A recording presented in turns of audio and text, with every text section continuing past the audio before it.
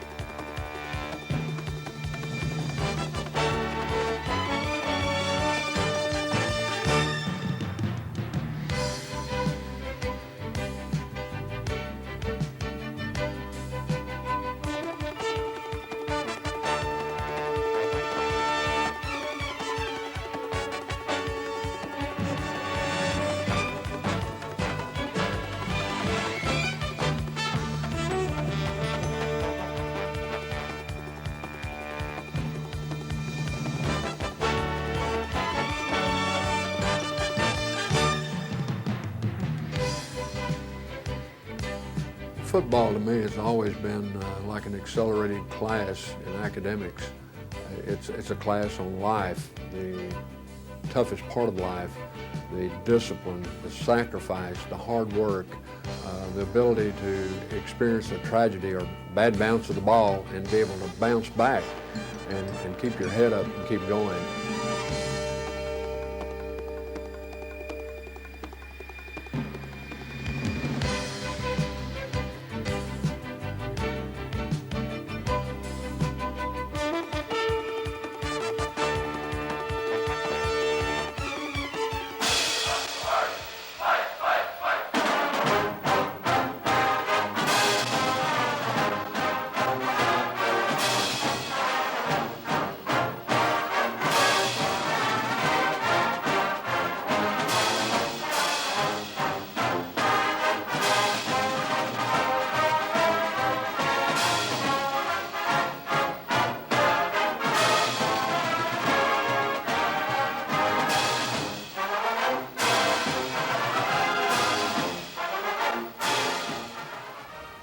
It began on October 6th of 1889 with this announcement in a student newspaper.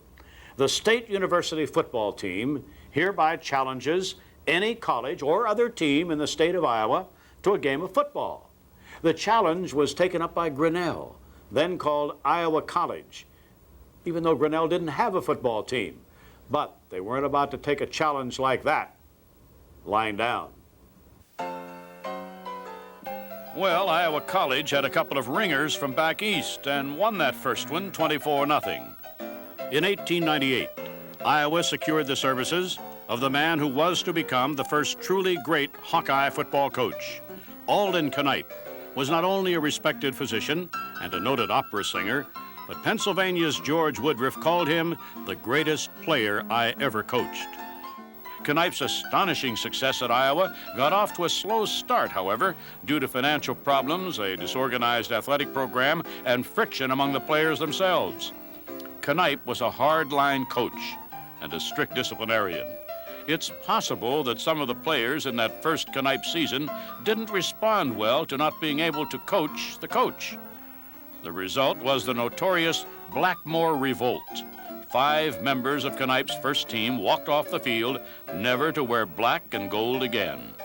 But the golden lining to this black cloud was a group of underclassmen who leaped into the breach. Clyde Williams, known in his day as the most brilliant field general in college football. Joe Warner and Buck Morton, along with others, would become a Hawkeye squad that would not lose again in 3 years. In fact, from the time of the Blackmore Revolt until 1901, exactly 1 touchdown would be scored against Iowa. S. Clyde Williams. He stood only 5'7" and weighed in at only 155. But he led Iowa to records of 8-0-1 in 1899 and 7-0-1 in 1900. And in those 2 seasons, Iowa outscored their opponents 532-17. Dr. Knipe became the first Iowa football coach to serve 2 consecutive seasons. He was also the first coach to hold secret practices. His dedication and his innovative spirit created an Iowa squad that can stand against any in history, both offensively and defensively. The offense had versatility, the defense got the strain. In the back formation, the 2 guards stuck together on one side or the other of the quarterback. They could be deadly on straight-ahead power plays or given the ball for sweeps. But Knipe's real bread and butter was that cast-iron defense. 7 men on the line with 4 backups. But remember, in 1899, there was no forward passing. Dr. Knipe resigned from Iowa in 1902 and spent the next 47 years of his life collaborating successfully with his wife Nellie on a series of children's books. I think it's safe to say they don't make them like that anymore.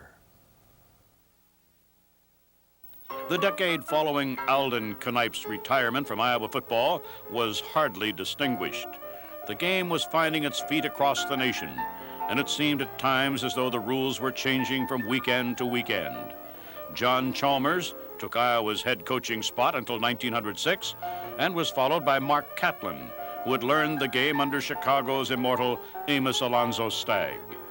Chick Kirk was the most honored player of the era, being Iowa's first triple threat and being generally acknowledged as the best Hawkeye backfield performer between Clyde Williams and Aubrey Devine.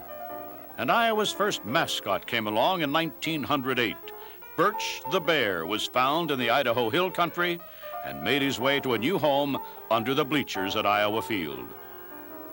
Another player of the era worthy of mention is the terrific Stubbs Stewart, a powerhouse of versatility who never weighed more than 130 pounds. Stewart was a 9-letter winner who captained both the baseball and basketball teams and was a second-team All-Western selection in football.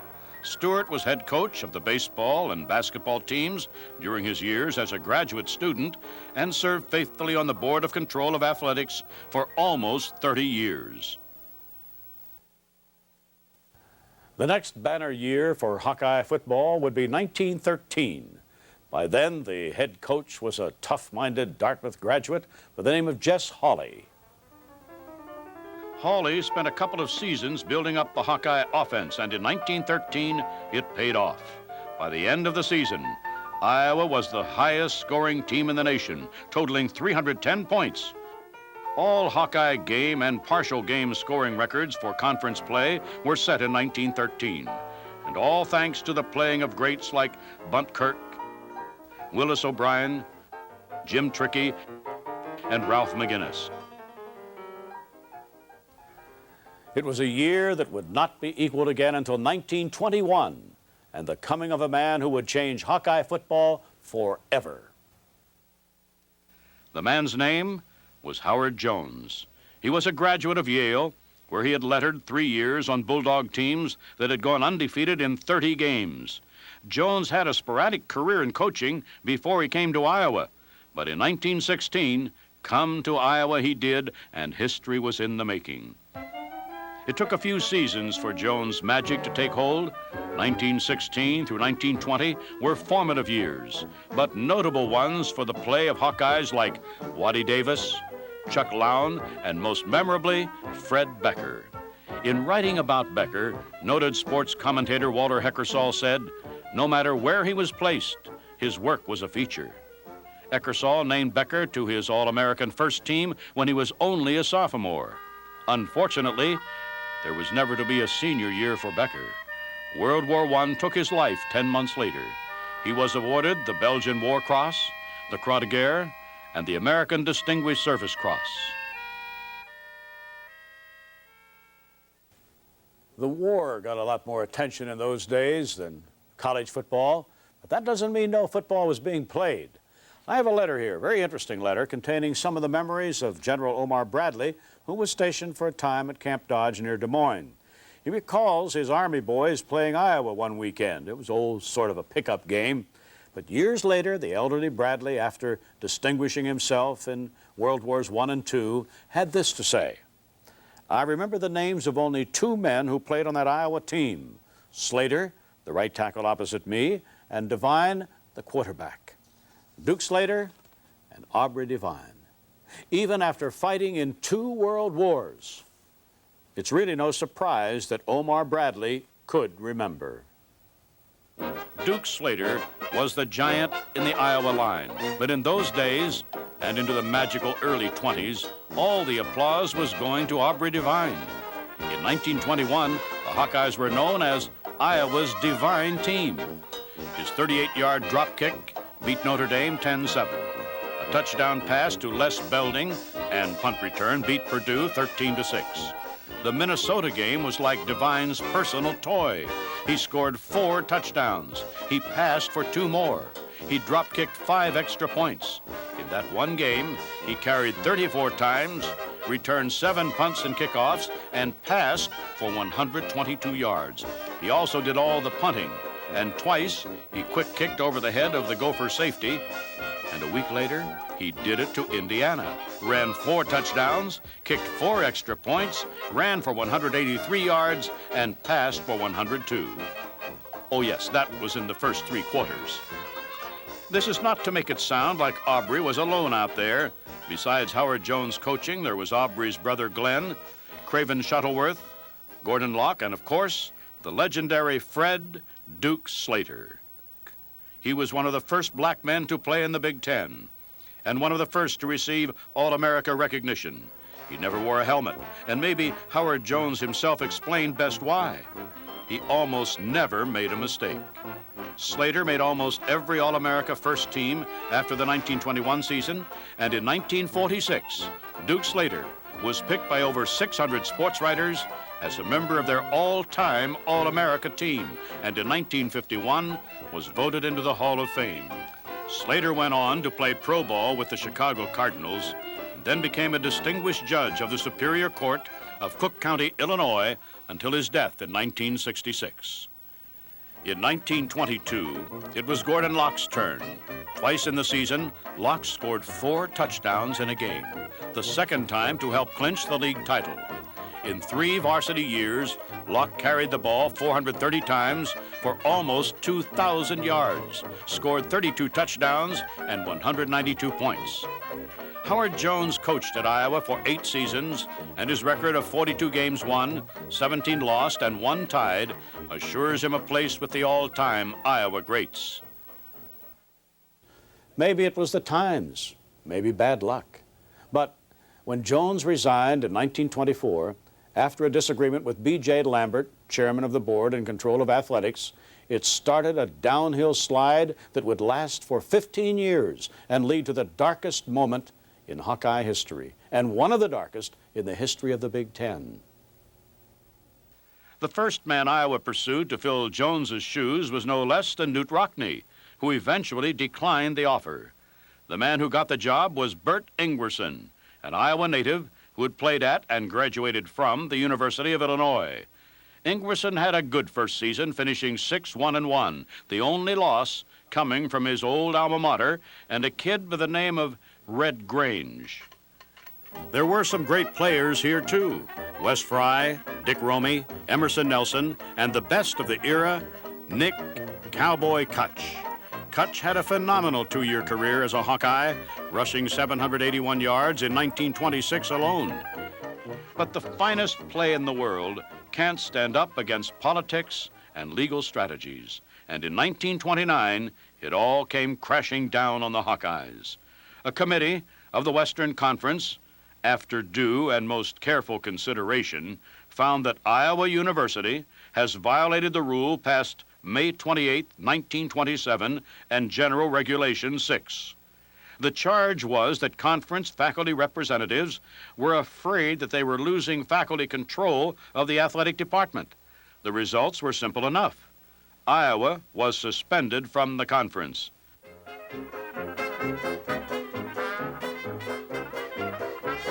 In 1927, Iowa had built a new field house. In 29, a new stadium that would equal anything in the conference, whether Iowa were a member or not. In the fourth decade of Iowa football, there were more victories, fewer defeats. 2 conference titles had been won, 17 Hawkeyes had been elected to All-America teams, and interest in football at Iowa was on the rise. But even with that record, even with a new stadium, and the fact that Iowa would be reinstated in the Big Ten in early 1930, the darkest days and more than one kind of depression were still to come. After a miserable season in 30 and again in 31, Ossie Solem became head coach in 1932. Solem had been both coach and athletic director at Drake and saw the situation at Iowa as a challenge. And he had his players, Dick Crane, Joe Laws, Zud Schammel, and the brilliant, controversial Ozzie Simmons. Said Solem, he was the best halfback I've ever seen. He had one weakness, if you want to call it that. Sometimes he would think a little faster than his interference and get away from his blockers and get himself in trouble. When Solem gave up the ghost, it was Earl Tubbs' turn. Tubbs struggled himself through 37 and 38. At the end of those 2 years, the record was 2-13-1. The Hawks scored only 82 points in 16 games under Tubbs. They were shut out in half of them. In fairness to Earl Tubbs, the disagreement that led to his departure puts him a little ahead of his time in the Big Ten. At the end of the 38 season, he told the athletic board that if Iowa were ever going to be competitive, it needed a training table and a dormitory for its players. In 1938, both were against regulations, and Tubbs protested that fact by handing in his resignation.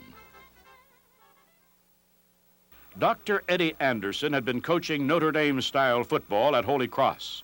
Not so surprising when you know that he learned the game under Knute Rockne. Anderson had been a winner everywhere he went and had picked up an MD degree to boot. The administration hoped that Eddie Anderson would be just what the doctor ordered. He was a remarkable human being. He worked at the medicals at the University Hospital, that huge hospital over there, as at that time in eye, ear, nose, and throat, did surgery and things like that, and coached the football team. He would work over there from 6 in the morning in surgery till 10 o'clock, come over to the field house, take his white shirt off, put on his sweatshirt, and he'd coach football. He was a competitive, very fierce, very tough, brutal on the field. Off the field, he was the perfect gentleman. You had immense respect for him. He was intelligent. He ran his ball team, and he ran the entire show. As I said, we had immense respect for him. We were afraid of him. Fear was a part of football back at that time. Watching drills before the 39 season, the first thing to catch the new coach's eye was a brilliant senior by the name of Niall C. Kinnick. In Kinnick, Anderson saw not only a player, but a leader. Niall Kinnick was the real professional, not only on the football field, but in his private life.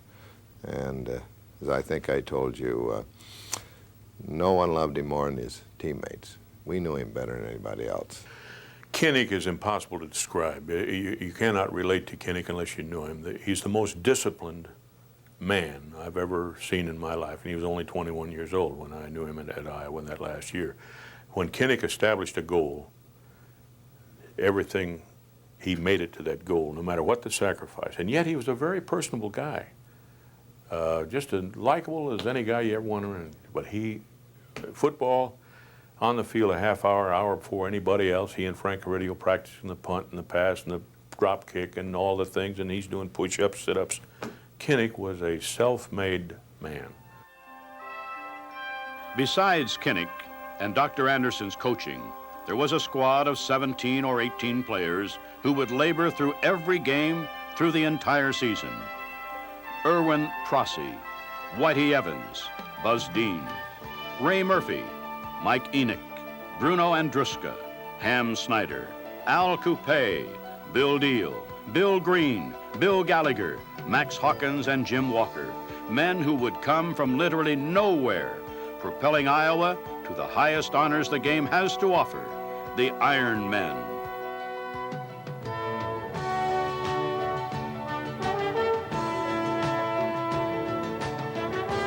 This is Jim Zabel, and you almost had to live in Iowa to get the full impact of the 1939 Ironman team. Here was a state coming out of the most catastrophic economic event, the Great Depression, and football-wise, Iowa had won 2 games the 2 previous years, and all of a sudden, these guys burst into our life. Niall Kinnick, Mike Enoch, Al Coupe, Bill Green, Eddie Anderson, all became household words. We couldn't wait for the next game to take place there at the stadium in Iowa City.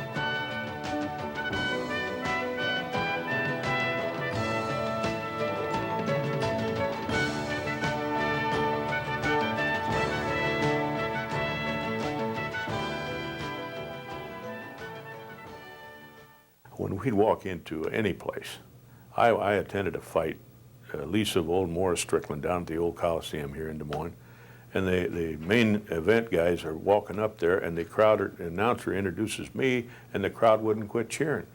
And I was an 18-year-old kid, quarterback. I remember walking across the campus with Bill Green after about midweek of an Iowa-Notre Dame game, and they'd see you walking across the campus. The kids would converge on you, lift you up, and run you up to the old Capitol steps, and they'd have a pep rally down there. All they had to do was see you. We beat Notre Dame one Saturday, and we beat Minnesota the next Saturday. Probably the 2 greatest rivals that we could have played against. And on each Monday, the university declared a holiday. Never in the history of this school have we had back-to-back Mondays where they closed the university so that the student body and the faculty could celebrate, and celebrate we did. I was a kid in high school. My dad would take me to the games, and you know, they beat Wisconsin, they beat Purdue, and then those games, of course, against Notre Dame and Minnesota, the 2 teams that had been nemesis to Iowa through the years, and to come out and beat them on their own home turf in Iowa City was just incredible. It was a spiritual experience. You had to see it to believe it.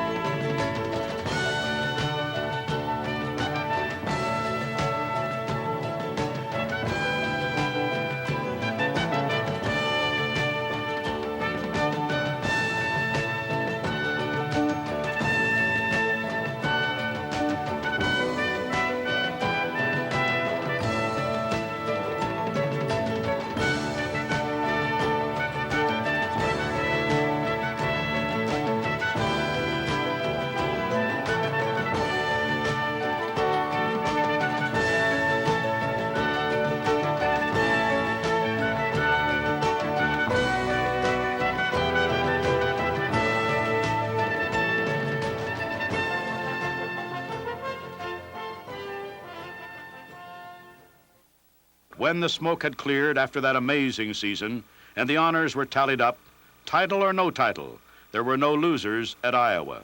Eddie Anderson was named Coach of the Year in his first season at Iowa. Captain Erwin Prossie was a unanimous All-Big Ten choice, as well as a member of the United Press All-America Second Team.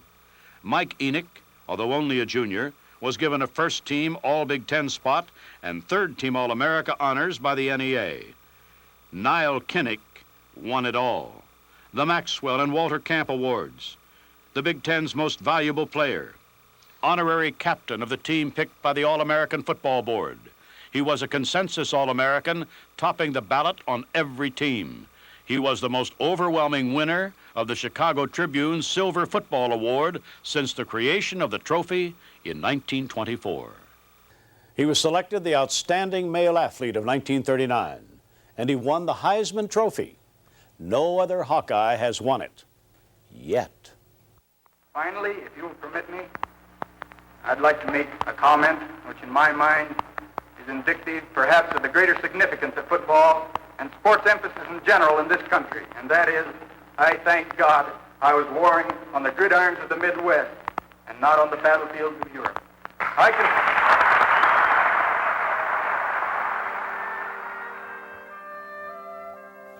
Ensign Niles C. Kinnick, scholar and athlete, was lost at sea June 2nd, 1943, when his Navy fighter crashed into the Gulf of Paria, only 4 miles from his aircraft carrier.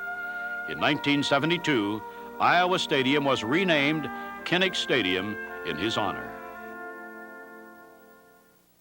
Iowa had seen its finest hour in '39, but before long, Hitler and his team became the prime target, and the Iron Men went to war.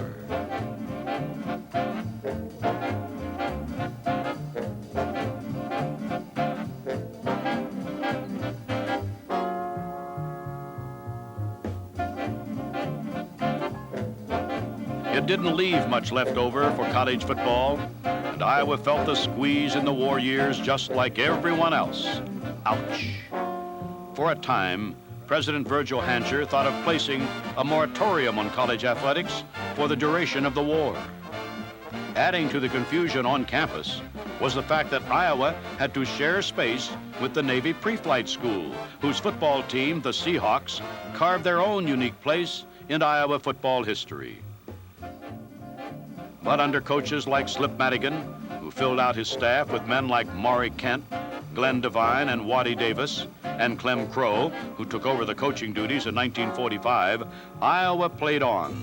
One of the few high points in the era occurred when Iowa came storming from behind to whip a shocked Minnesota 20-19, thus bringing Floyd of Rosedale home where he belonged for the first time in 5 years. In 1946, Eddie Anderson returned to Iowa, and his wartime experience and that of many of his players moved the Hawkeyes right back up the ladder. The Hawks won 4 of their first 5 games in '46 and tied for 5th place in the conference. The crowds were coming back too. There were over 52,000 people there to watch the Hawks play Notre Dame. But the readjustment from the war was beginning to tell on some of the players. It came to a head before the game with Minnesota. Eddie Anderson turned in his resignation. The Hawks climbed all over the Gophers in that one, 13-7, and Coach Anderson's resignation was not accepted.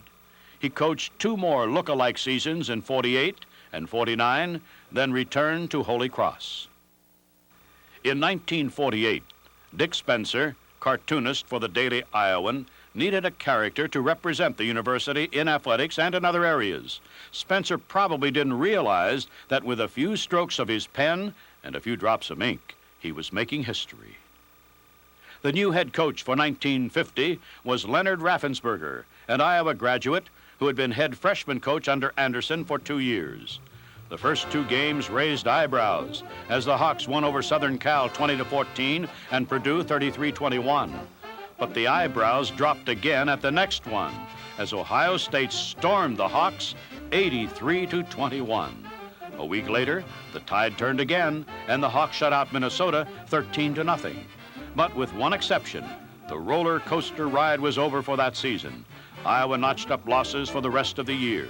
The exception was a hard-fought, breakneck 14-14 tie against Notre Dame. It was Bill Reichardt's year at Iowa. He rushed for more than 150 yards against both Michigan and Minnesota and gained 737 yards from scrimmage. His 1,691 career yards rushing has been surpassed only by Aubrey Devine and Gordon Locke. He also kicked a record 51 of 63 extra points. He was unanimous all-conference of both AP and UPI, and he was the winner of the Chicago Tribune's Silver Football Award as the most valuable player of the Big Ten.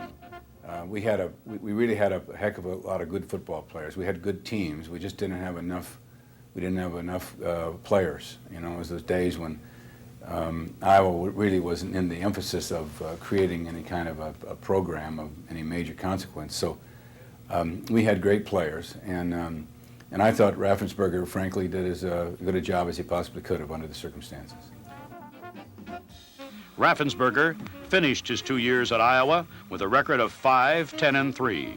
But one interesting fact is Iowa arch rivals Minnesota and Notre Dame never beat a Raffensperger team. This is Jim Zabel again, and the Evashevsky era made an indelible impression on me as a young broadcaster, I'll say that. Here was a man who took over a program that had produced 4 winning seasons in the previous 25, and what happened during his 9-year reign made football history.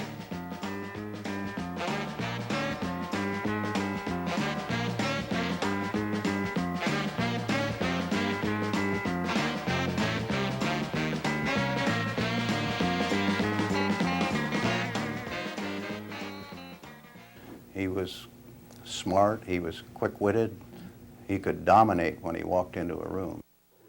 Well, he's a bright guy. You know, Evie won the Big Ten medal his senior year in 1940 for excellence in academics and excellence in athletics, like Kinnick did the year before. Evie was in effect, the Kinnick of Michigan in 1940.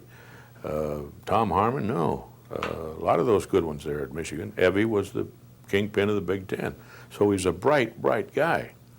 And as you know, relentless, just ruthless in his aggressiveness, and that made him a great coach. His mental capacities and his personal character and attitude toward winning.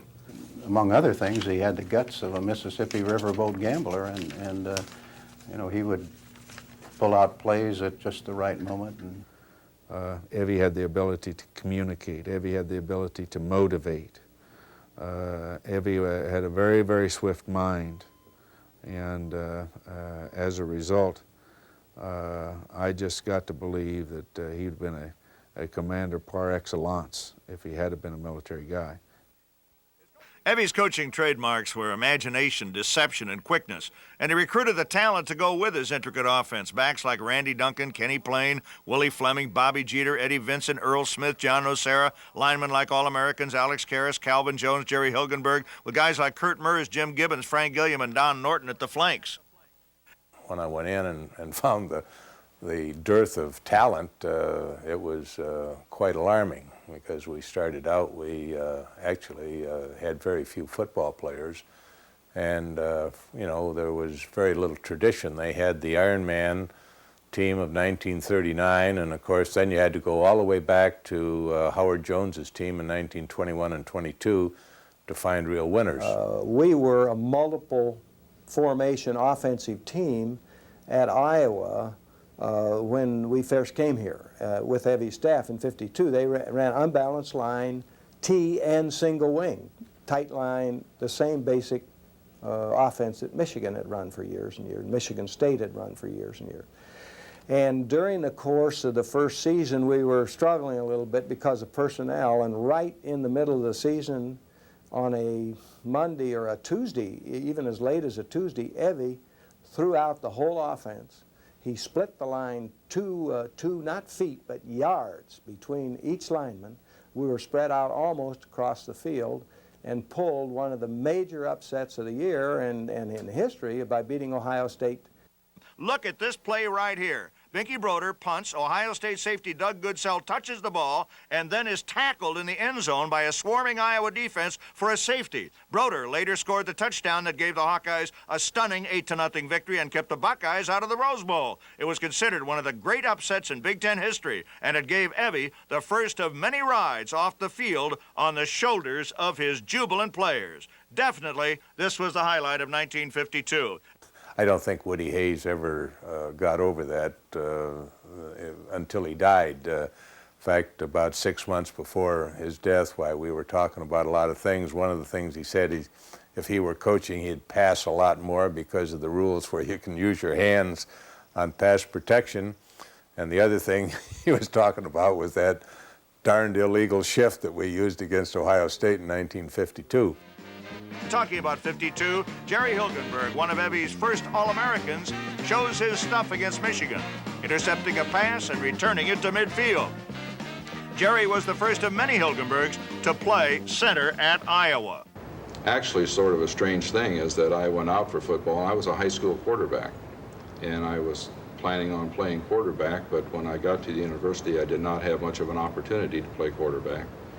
And they needed some additional people to snap the ball to the other fellows that were playing quarterback. So that was my assignment at that time, that I just started snapping the ball, jumped in there and started doing it. And I always say once I bent over and started snapping the ball, they never let me straighten up again. Earl Smith was another major Hawkeye star of the 1950s. Look at number 14 as he zips into the end zone here. The 1953 Notre Dame game was one of the most exciting and controversial ever played by an Iowa team. The Irish were rated second in the nation, but they had to scare their lives against the determined Hawk. Biggie Broder, fullback, rips off a long run early in the ball game. The Hawks took leads of 7-0 and 14-7. One of those touchdowns scored by number 41. Look at him cracking over tackle here. Eddie Vincent, number 41, zips into the end zone, and the Hawkeyes had the lead. And right now we'll see a run by Dusty Rice. He doesn't quite make it in. He makes it down and is pushed back to the 6-yard line approximately. But look at this next play. Bobby Stearns, number 44, was a left-handed passer. Not known as a passer, but a surprise element here. He zips one to Frank Gilliam, number 87, in the end zone. The kick by Jim Freeman is good. The Hawkeyes have the lead, 14-7. Notre Dame came back to stop the clock on a questionable injury call by Frank Baracchione. Then Ralph Guglielmi tossed to Dan Shannon in the end zone. Don Schaefer's kick was good. The Irish came up with a 14-14 come-from-behind tie. Don Schaefer kicks the extra point that actually provided that tie. The crowd was stunned. A dejected Evashevsky leaves the field. 30,000 people, I recall, were still sitting in the stadium half-hour later. Calvin Jones repeated in 1954 with another brilliant performance as an All-American guard for the Iowa Hawkeyes. He just would overpower people. I'll never forget him. He grunted every time he took a step. What was you could tell where Calvin was on the football field by listening to him every step, like that, and it was, I think, probably pretty frightening to the guy across the line from him when Calvin come out of there. Earl Smith, number 14, started things off that year with a sensational run against Montana. Look at him slip and slide and weave his way for a TD as Iowa squashed Montana 48-6. Eddie Vincent was one of the all-time great stars. Number 41 goes for 68 yards against Minnesota here. Vincent, Calvin Jones, and Frank Gilliam were known as the Steubenville Trio when they were recruited out of Ohio by Evashevsky. And he was one of the early record setters for the young Hawkeye coach. You know, Eddie and I were kidding around with Calvin. He was going to Ohio State, we were going to Iowa. We'd see each other on the field, and, you know, we were ribbing each other who was going to win and what we were going to do to each other, and we saw each other on the field. So we went to say goodbye to him that morning because it was on the way out of town. And I never will forget this. You know, we were in the car, and he was upstairs, and he was looking out the window. And he came down, and I can't remember the words he said, but he said, he just told, he said, wait here. And he went upstairs, and he was there for a while, and all at once he threw his suitcase out the window. And then he came running down, and his mom was telling him, well, you had promised Coach Hayes that you were going to Ohio State. He said, yes, I know. He said, but, you know, I'm going to see if I can go to Iowa. And at that time, you know, Evie had, you know, he had thought he was going to Ohio State. And we got to the nearest phone on the way, and said, guess who we got in the car with us, Evie? And he asked who, and he said Calvin Jones. And I can't remember exactly what Evie said on the phone, but he was quite happy. Evie and his staff were great at spotting flaws in opposing players like Paul Giel of Minnesota here, and taking advantage of them. All-American Giel was held to a minus 13 yards in that game. Against Notre Dame, Earl Smith wraps up 1954 by grabbing a flip from Don DeBrino and takes it 76 yards. The Hawkeyes finished 5th, but with only 12 more points, would have won the Big Ten title that year with a 7-0 record. In 1955, the Hawkeyes suffered a rash of injuries, but they had their moments. Mike Hagler, sophomore, goes for 14 yards.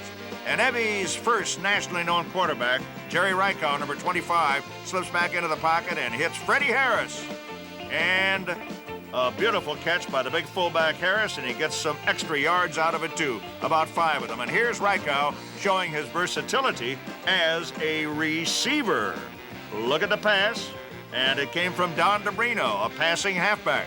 1956 brought Iowa the first of the best there was, All-American Alex Karras and the brilliant, versatile Kenny Payne. I would have to say, you know, if I had to name one that kind of was set apart from all others, it would be Kenny Payne. And very few people realize that Kenny Payne was probably a better defensive football player than he was an offensive player, but he'll be remembered, of course, with his pass to Jim Gibbons that took us to the Rose Bowl and his great efforts in the Oregon State game. And Kenny couldn't throw along with Randy Duncan, but as an all-around football player, I would have to say he was probably the best that I ever coached. And it was this year Evie and the Hawkeyes brought the wing tee to life.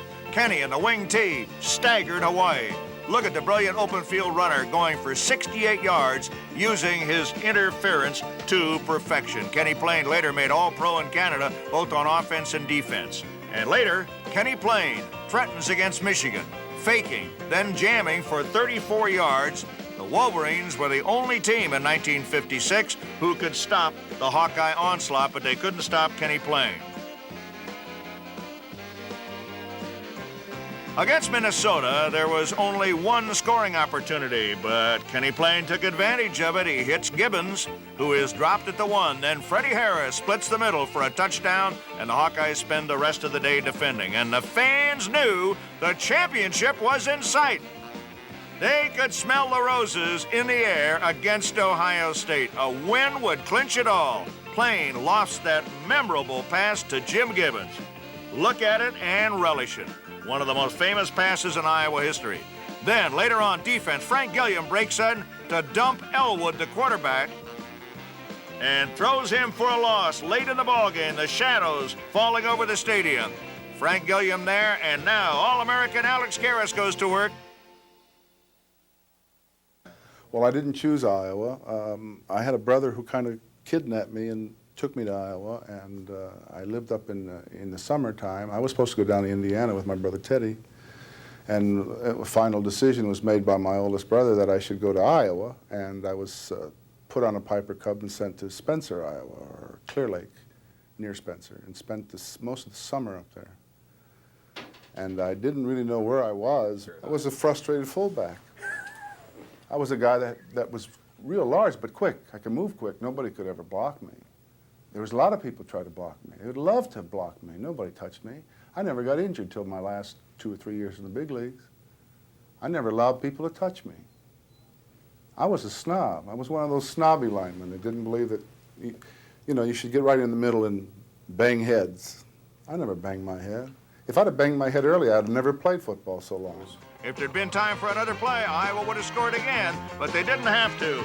They were the champions.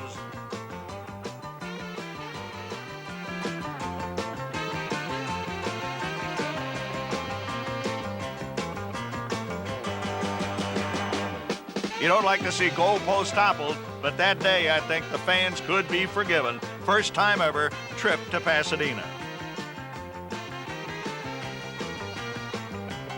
6-0. What a beautiful sight, and what a beautiful sight this is. It was a perfect 75 degrees in Pasadena that day. Iowa up against an Oregon State team they had beaten by 1 point early in the season. They weren't ready for Kenny Payne, Evashevski, and the reborn Hawkeyes. Look at this brilliant run by Payne. He's almost tackled. He stumbles. He gets up 49 yards into the end zone for Iowa's first touchdown, one of the greatest runs in Rose Bowl history. Next, it was Don DeBrino taking over for a 35-yard romp, running with those long legs of his. He played both quarterback and halfback for Forrest Evashevski's team.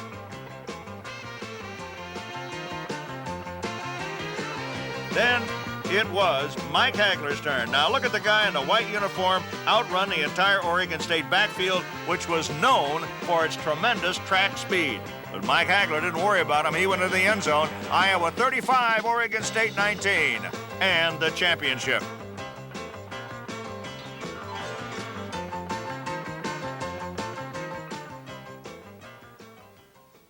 (1957), Jim Gibbons was back, as was Alex Karras, the All-American tackle. I never liked Evie. I don't like him, and that's the way it is.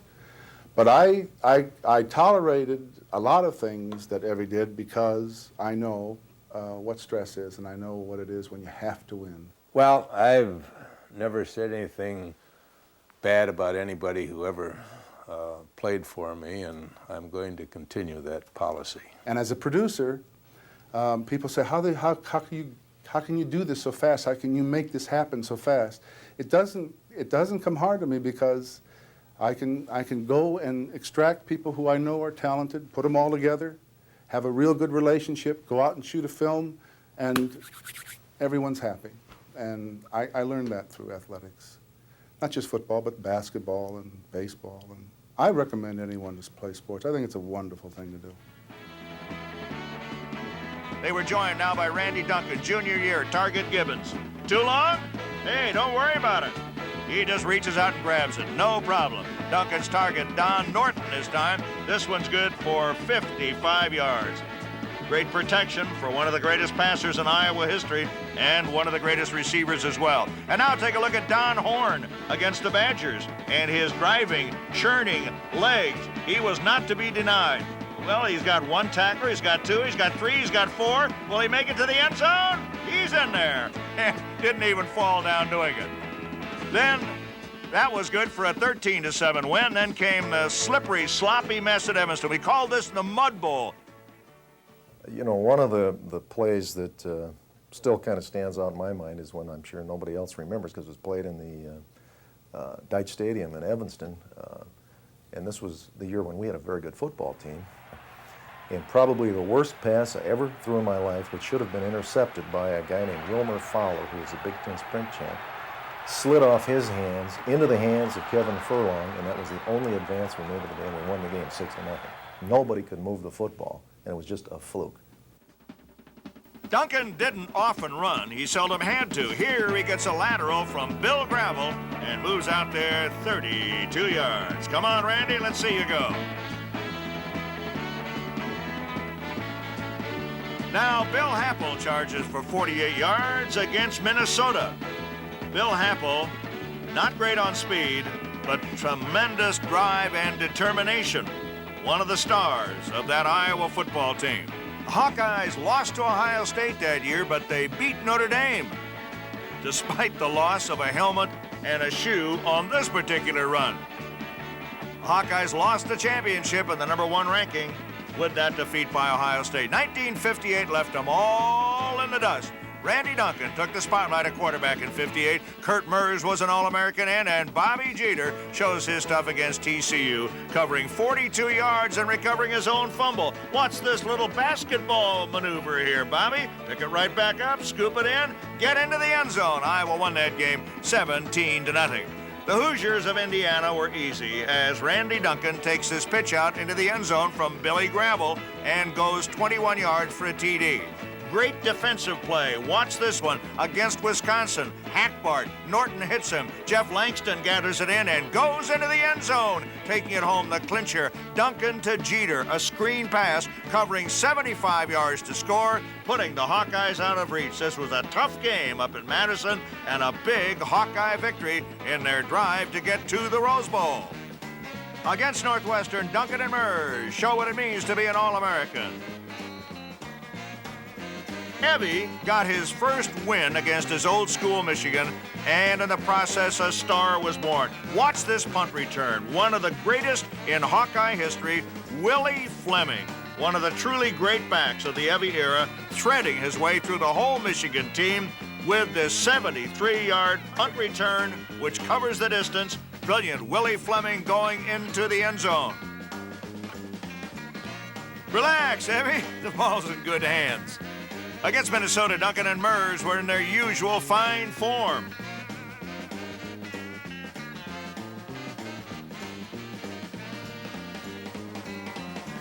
And Willie Fleming burns up the turf with a 55-yard run in a dramatic game against Ohio State the following week, a game the Hawkeyes lost even though they clinched the Rose Bowl against Minnesota earlier. Woody Hayes called this 38-28 Buckeye victory the greatest offensive game he had ever seen.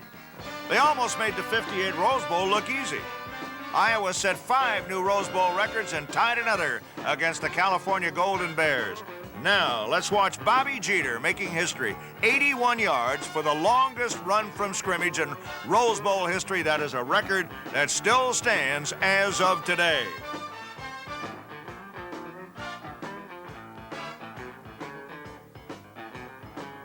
Kevin Furlong robs the Bears with an interception and runs it back 17 yards in the process. Then we're going to watch the brilliant Willie Fleming as he turns in another record breaker. Number 15, twisting, turning, so fast he eluded the cameraman. Now we got him back in focus again, and here he goes. Willie Fleming is touchdown bound. Iowa Hawkeyes over California, 38-12 in the January 1st, 59 Rose Bowl.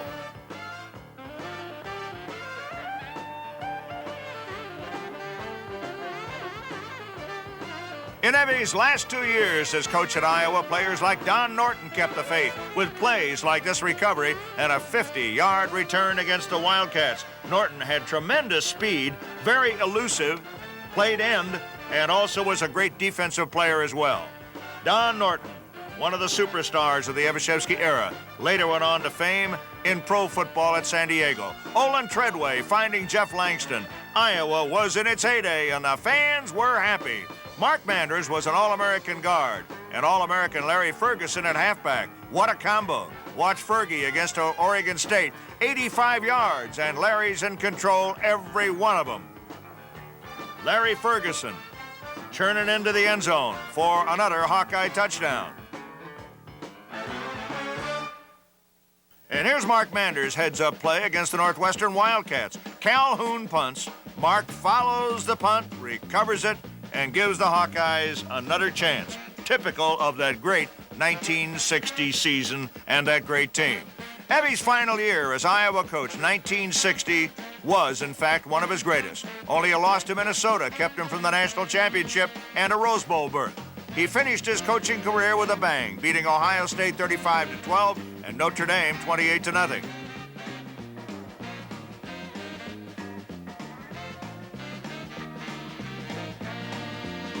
But all good things come to an end, and the Evie era was no exception. Capping a career of power plays and having coached the Hawkeyes to a shared co-championship with Minnesota in 1960, Forrest Evashevsky made good his promise not to grow old in coaching and became the 12th athletic director of the University of Iowa. As his successor, he appointed Jerry Burns. At first, it looked like the Hawks might once again become national champions. They won the first 4 games of '61. Then things went into a tailspin. Iowa losing 2 All-Americans to injury, Larry Ferguson and Wilburn Hollis. They lost the next 4 games. They wound up the season beating Notre Dame to finish 5-4. Not what Iowa fans had become used to. In '62, the Hawks went 4-5. In '63, they hovered only 9 points from the Big Ten championship. We were picked by Playboy maybe to be the national champion that year. Maybe that was our second year, I'm not sure, but that's when Wilburn Hollis got hurt and Larry Ferguson got hurt. And all of a sudden we lose 2 All-American players and we're an also-ran football team, and he came under a lot of criticism. Well, it wasn't all his fault.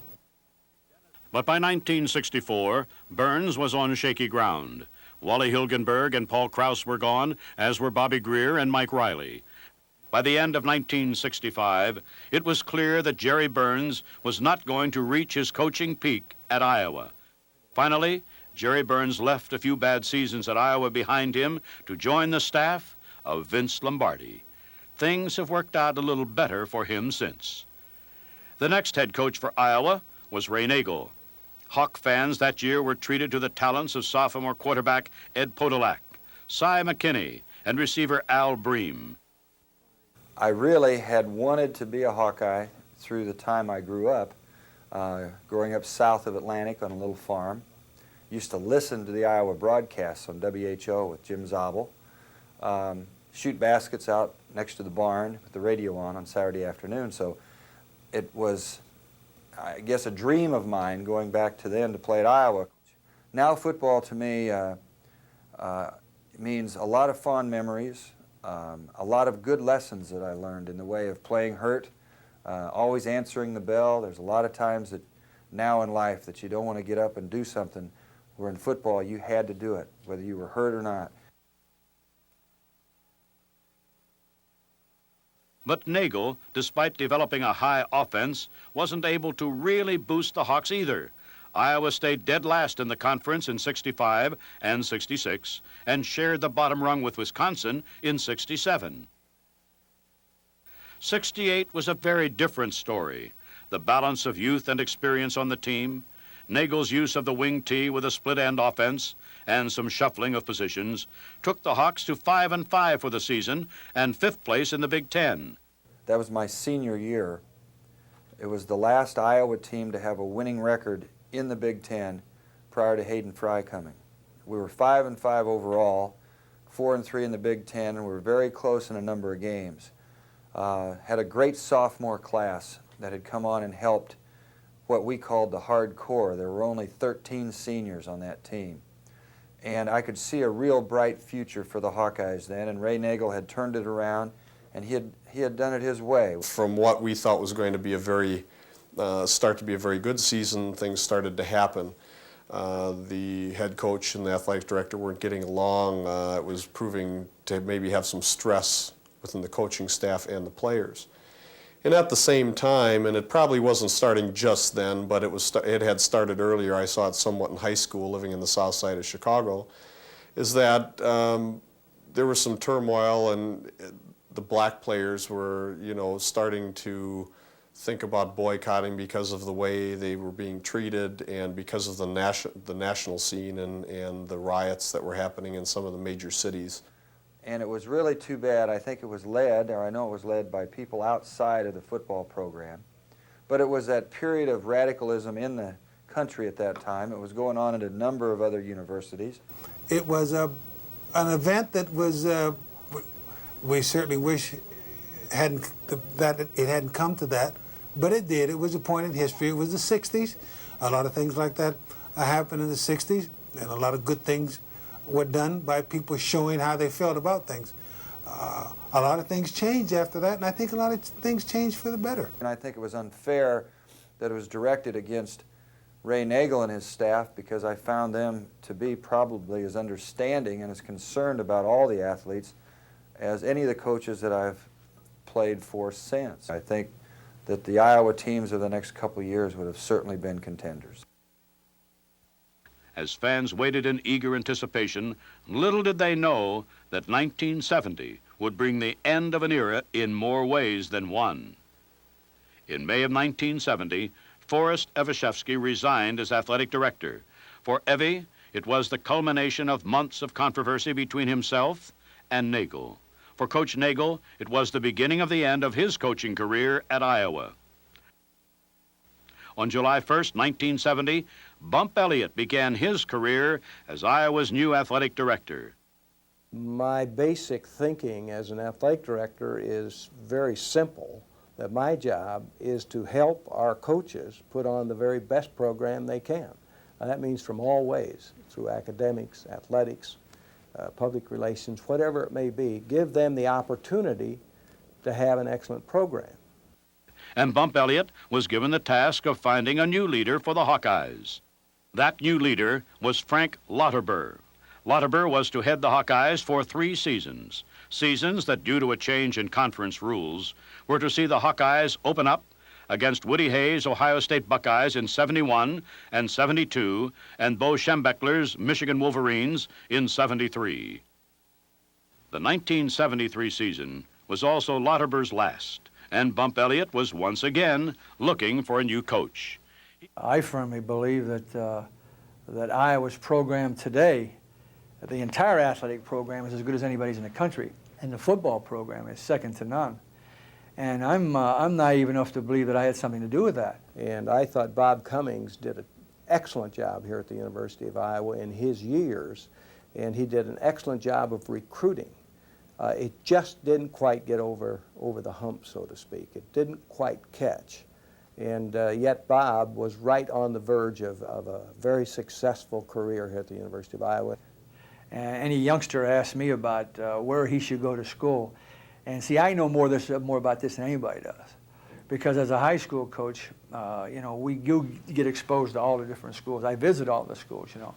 And I would recommend any kid to come to Iowa for any sport, because I think it's a wonderful, wonderful place to go to school. So, it had been almost 20 years since Iowa had enjoyed a winning season. The fans were getting restless. They wanted a team that could recreate the glory years of the 50s. They wanted a coach who could breathe life into a program that was nearly lifeless after 4 coaching regimes in 18 years. And he was on his way.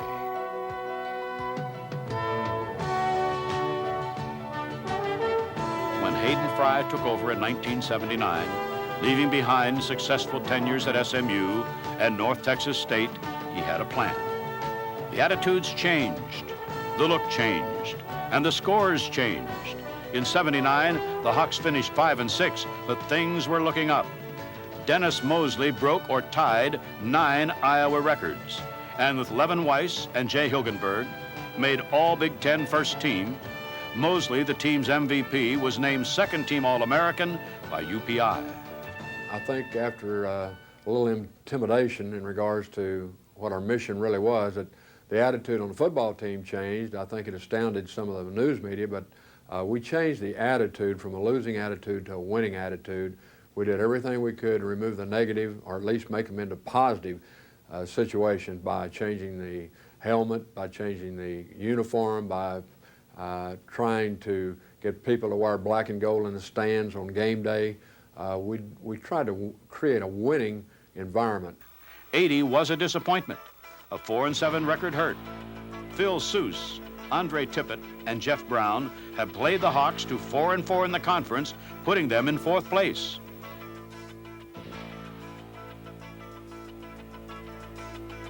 '81 finally broke the mold.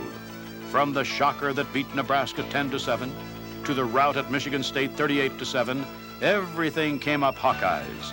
Hayden Fry was named Coach of the Year by ABC, the Sporting News, UPI, and Midwest media members. Andre Tippett and Reggie Roby became consensus All-Americans. They were named first team All-Big Ten. The fans went crazy. For the first time in 23 years, the Hawkeyes went to the Rose Bowl.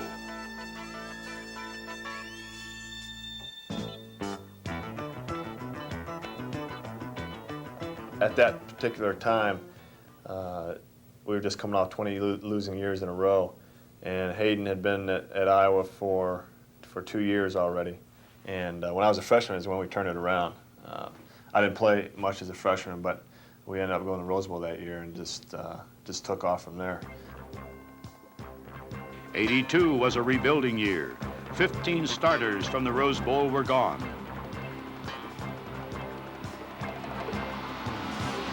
After a shaky start, the Hawks turned it around at Arizona. Chuck Long and the Hawks came from behind twice to clinch it 17-14.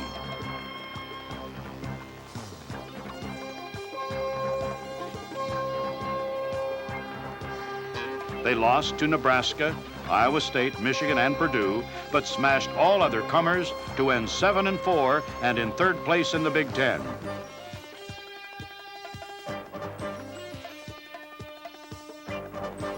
The Peach Bowl beckoned, and the Hawks took it from the Tennessee Volunteers 28-22. 83 saw the Hawks rated 16th in the nation. Starters were back from 82, including Long and Larry Station. In the opener, they walloped Iowa State 51-10, the biggest margin in the history of the series. Penn State fell. They blasted the Buckeyes of Ohio State on national TV. Illinois shut the lights out for a moment with a 33-0 rout, but Iowa snapped back at Northwestern 61-21, breaking records all the way. A passing war against Purdue ended in a 31-14 Hawk victory. A loss to Michigan on national TV was avenged by the Hawks by trouncing Indiana 49-3. Wide receiver Dave Moritz showed his stuff that day, then Wisconsin, and Chuck Long began his attack on the record books. Michigan State fell 12-6. Minnesota went under 61-10.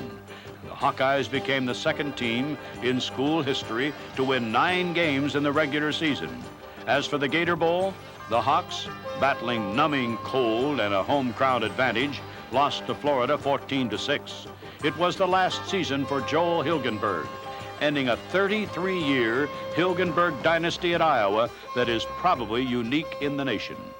Well, I think probably one of the major factors why they did become centers is because we used to just for kicks in the backyard go back and snap the football like for the long punts and the field goals and extra points. And so each of the boys did learn how to snap the ball and could do a very good job of snapping the ball, and that's a very important position and part of football. I went out the first day to play fullback, and the coach came to me after that first practice and said, let's put you at center. I was upset. I told him I was gonna quit football if they were gonna have me play center because I enjoyed running the ball. And he said, well, I'll tell you what, we'll play, you practice the morning practice at fullback and the afternoon practice at center, and that morning practice never came, and I was always at center. And then I finally found my way to the offensive line and then to the center position, and I think it was basically because I knew how to do the long snaps. We practiced those enough in the backyard that I think I was the only one on the team that knew how to do it. I think I was, like Jay said, guided into position because of having older brothers and watching them play. And when they were here playing at Iowa, I felt Iowa was the big time. I thought playing Iowa football was as important as playing in the pros. I always tell my brother and my nephews that I was a little bit smarter than those guys because I didn't want to start every play with my hand stuck between my legs. Mr. and Ms. Hilgenberg, the only thing bad I could say about them is that after Joel, the baby, graduated and went on into pro ball with the New Orleans Saints, was that my desire and wish was that they have another Hilgenberg, and they informed me that no, that was it. First up in '84 was Iowa State. Iowa continued its new tradition by drubbing them 59-21. Ronnie Harmon debuted at tailback and went 86 yards to score. Penn State put a damper on things, and it wasn't any better at Ohio State despite Harmon and Owen Gill. Illinois proved no problem, even though the Hawks were missing 8 starters due to injuries. Northwestern took it on the chin from the Iowa defense next, 31-3. Ronnie Harmon was all over the field, and Long was at his peak. The Hawks broke the Purdue jinx, slammed Michigan, beat Indiana. Then somebody shot the dog. Injuries waylaid Harmon and Long during the 10-10 tie with Wisconsin. Then came a loss to Michigan State. Minnesota rallied to beat Iowa. It was announced that Iowa would compete in the newly formed Freedom Bowl, and a somewhat healthier Hawk squad traveled to the Freedom Bowl to Corral, Texas, 55-17. In the 100-year history of Iowa football, there has never been a season like 1985. For the next 100 years, fans will be talking about Chuck Long, Ronnie Harmon, Rob Houghton, and the 39 other Lettermen who started by beating Drake 58-0 and wound up in the Rose Bowl. Chuck Long came within an inch of the Heisman Trophy, won the Maxwell Award, and was Big Ten Player of the Year. He established virtually every passing record in the book. Harmon was almost always brilliant. Larry Station was Iowa's all-time tackle leader. No one will forget the win against Michigan, with seconds ticking away while the Hawks put Houtland in position to kick them to victory.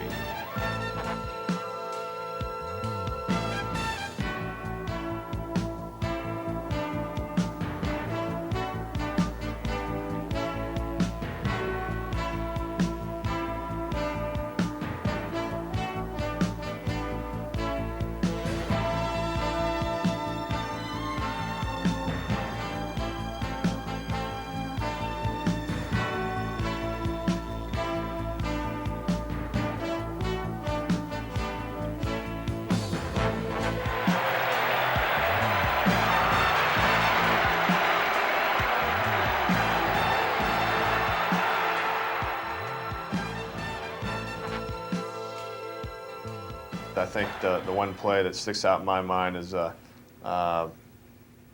bootlegging against Michigan State that same year, early in the year. Hayden Fry called it a bootleg from the sideline. I thought he was crazy myself. I go, what are you doing? You got Ronnie Harmon in the backfield, give it to him. So, so he called the bootleg, and I went around the corner, and there was no one around. So, you know, it was a great call. It really was. Long driving the length of the field to score against Michigan State with 27 seconds left. The shutout of Illinois, right on the heels of a noisy loss to Ohio State, beating Purdue and Minnesota to reach once again the Rose Bowl in Pasadena. In '86, Harmon and Station left to be replaced by Vlasic, Hartlieb, Kevin Harmon, Bayless, Quinn Early, and Marv Cook. Hayden rebuilt beautifully, making good use of the new first-class training facilities the university had built. The Hawks finished the regular season 8-3 and were 5-3 in the Big Ten. This year, the 6th straight bowl game for the Hawks would be the edge of your seat Holiday Bowl. 50 seconds showing on the clock. Way you'll need the 21-yard field goal to put San Diego State ahead. Butt down, kicked up, it is good! A 21-yard field goal by Ray Hill. And it is now San Diego State 38 and Iowa 36. Just seconds left.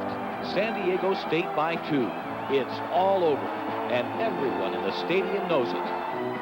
Everyone, that is, except the guys in black and gold. There's not going to be a better bowl game than the one we witnessed tonight. Coming down to Harmon at the 15. Harmon to the 20, to the 25, to the 30, 35 to the 40, 45 to the 50, down the sideline, and he's pushed out of bounds. And San Diego State, 37-yard line. 4 seconds left. And Houtland again, doubled up, standing over the tee. This will be the last kick of his collegiate career. High snap, spot down, kick is up in the air. It is good. It is good. And Iowa has won the game on a field goal by Houtland,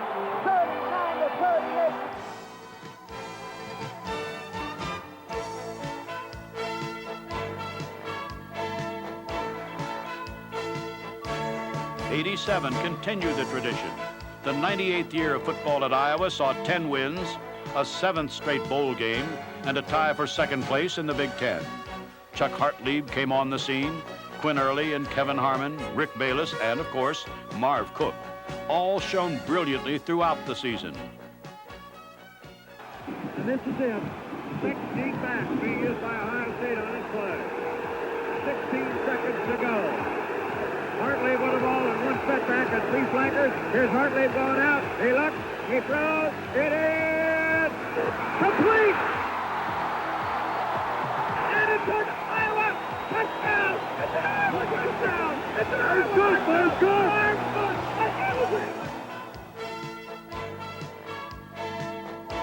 They repeated exactly the postseason results of the year before. They went to the Holiday Bowl and beat their opponent, Wyoming, by 1 point, 20-19. In '88, the Hawks went 6-4-3. They went to the Peach Bowl, their 8th straight bowl game, and earned their 10th straight First Division Big Ten finish. Winning is now a way of life at Iowa. But the 100-year history doesn't stop here. 88 standouts like Chuck Hartlieb and Marv Cook are gone, as are Bob Cratch, Joe Mott, and Dave Haight. Hayden Fry calls 89 the biggest challenge this staff has faced at Iowa. For 100 years, the athletes who have worn the old gold and black have worked together to create a tradition of playing hard, playing together, and winning. Today, they've achieved a level of success that in some of those bygone eras would be unthinkable. Yet here they are, the Hawkeyes. Every man who has worn this uniform can be proud, and every fan who has remained loyal throughout the years can rest assured, whatever the future brings, the Hawkeyes of Iowa will meet it head on.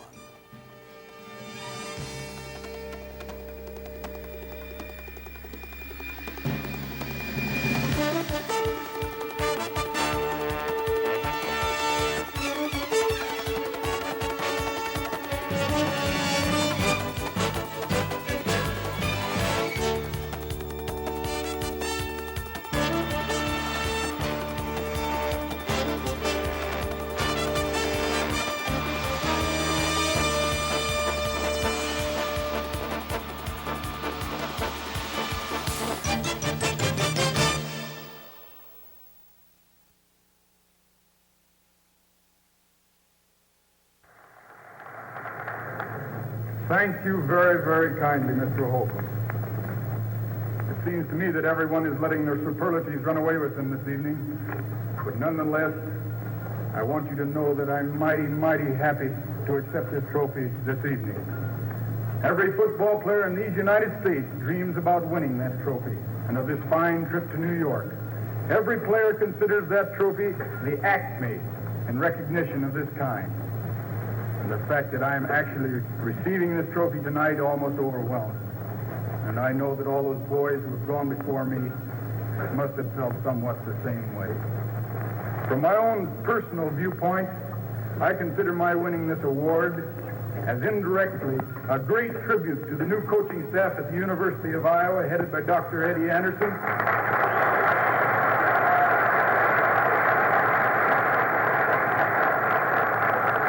and to my teammates sitting back in Iowa City.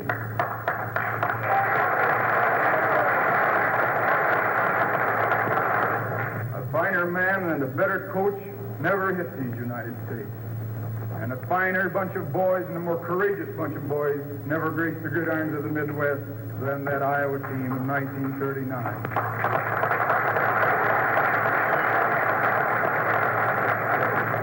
I wish that they might all be with me tonight to receive this trophy. They certainly deserve it. I want to take this grand opportunity to thank collectively all the sports writers and all the sportscasters and all those who have seen fit, have seen their way clear to cast a ballot in my favor for this trophy. And I also want to take this opportunity to thank Mr. Prince and his committee, the Heisman Award Committee, and all those connected with the Downtown Athletic Club for this trophy and for the fine time that they're showing me. And not only for that, but for making this fine and worthy trophy available to the football players of this country. Finally, if you will permit me, I'd like to make a comment which in my mind is indicative perhaps of the greater significance of football and sports emphasis in general in this country. And that is, I thank God I was warring on the gridirons of the Midwest and not on the battlefields of Europe. I can...